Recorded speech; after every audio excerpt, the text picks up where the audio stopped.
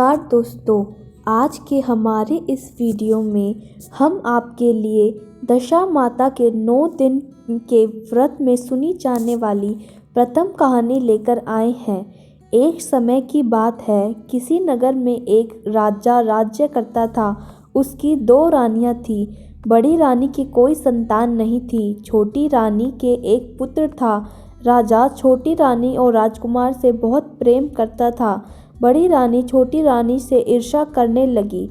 बड़ी रानी राजकुमार के प्राण हर लेना चाहती थी। एक दिन राजकुमार खेलता खेलता बड़ी रानी के आंगन में चला गया। बड़ी रानी ने राजकुमार के गले में एक काला सांप डाल दिया। छोटी रानी दशा माता का व्रत पूजन करती थी। राजकुमार दशा माता का दिया हुआ ही एक राजपुत्र था। माता की कृपा से राजकुमार के गले से वह सर्प उसे बिना नुकसान पहुंचाए चला गया। दूसरे दिन रानी ने लड्डुओं में जहर मिलाकर राजकुमार को खाने के लिए दिया।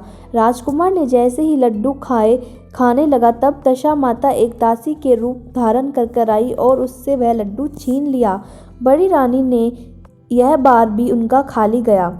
अब वह बड़ी चिंतित हो गई कि अब राजकुमार को मारना अति आवश्यक है। तीसरे दिन जब राजकुमार फिर से बड़ी रानी के आंगन में खेलता हुआ गया, तो रानी ने उसे पकड़कर गहरे कुएं में धकेल दिया। क्योंकि बड़ा कुआं रानी के आंगन में ही था, इसलिए किसी को भी इस बात का पता नहीं चला राजकुमार कहाँ गया। लेकिन जैसे ही बड़ी रानी ने राजकुमार को कुएं में धकेला, तो दशा माता ने उसे बीच में ही पकड़ लिया। इधर दोपहर हो गई। राजकुमार का लौटने का कोई भी विचार नहीं मिला। तब छोटी रानी और राजा चिंतित हो गए। तब दशा माता को भी इस बात की चिंता हुई कि राजकुमार को उसके माता पिता के पास किस प्रकार पहुंचाया जाए। तो राजकुमार की तलाश के बाद सभी लोग निराश होकर बैठ गए। राजा और छोटी रानी पुत्र शोक में रोने लगे। तब दशा माता एक भिखारन के रूप धारण करके राजकुमार को गले से लगाकर कंबल में ढककर महल के द्वार पर पहुंची और भिक्षा मांगने लगी। सिपाहियों ने उन्हें धुतकारते हुए कहा कि ओ माई, तुम्हें भिक्षा की पड़ी है। यहाँ राजकुमार को कितने दिन हो गए गायब हुए। सब उसको दुख और चिंता से व्याकुल हो रहे हैं। और तब वह माई बोली कि तुम्हें पता नहीं भाइयों, पुण्य का प्रभाव बड़ा विचित्र होता है। यदि मुझे भिक्षा मिल जाए तो संभव है कि खोया हुआ राजकुमार तुम लोगों को मिल सकता है। यह सुनकर सिपाहियों ने दशा माता को अंदर जाने के लिए भेज दिया। तब दशा माता कुंवर को लिए भीतर चली गई। उन्होंने राजकुमार को चौक में छोड़ दिया और वापस जाने लगी। परंतु छोटी रानी ने दशा माता को भिखारन रूप में देख लिया। उसने कहने लगी, रुको, तुम कौन हो जो 3 दिन से मेरे बेटे को छिपाकर क्यों रखा है? तुमने ऐसा क्यों किया? दशा माता उसी समय रुक गई और कहने लगी कि तुम्हारे पुत्र की चोरी करने वाली मैं नहीं हूँ। मैं तुम्हारी आराध्य देवी दशा माता हूँ।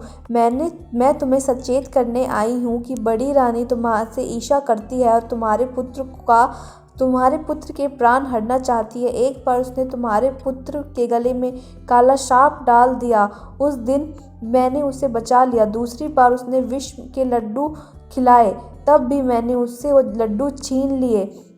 इस बार तुम्हारे पुत्र को अपने आंगन के कुएं से धकेल दिया और मैंने इसे बीच में रोककर इसके प्राण की रक्षा की। इस समय मैं भिखारन के वेश में तुम्हें सचेत करने आई हूँ। और यह सुनते ही छोटी रानी दशा माता के पैरों में गिरकर उनसे क्षमा मांगने लगी। छोटी रानी विनती करने के भाव से बोली, माता, जैसी कृपा आपने मुझ पर करी और दर्शन दिया है, मैं चाहती हूँ आप सदैव इस महल में निवास करें और मुझसे जैसी पूजा हो पाएगी मैं अवश्य करूँगी।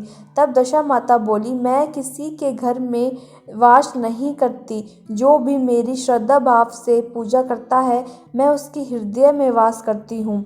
मैंने तुम्हें साक्षात दर्शन दिए हैं, इसलिए तुम सुहागन को बुलाकर यह विधि आदर सत्कार सता भोजन करवाओ और नगर में ढिंढोरा पिटवाओ कि जो भी मेरा डोरा लेकर व्रत करेगा और करे। इतना कहकर दशा माता अंतर्ध्यान हो गई।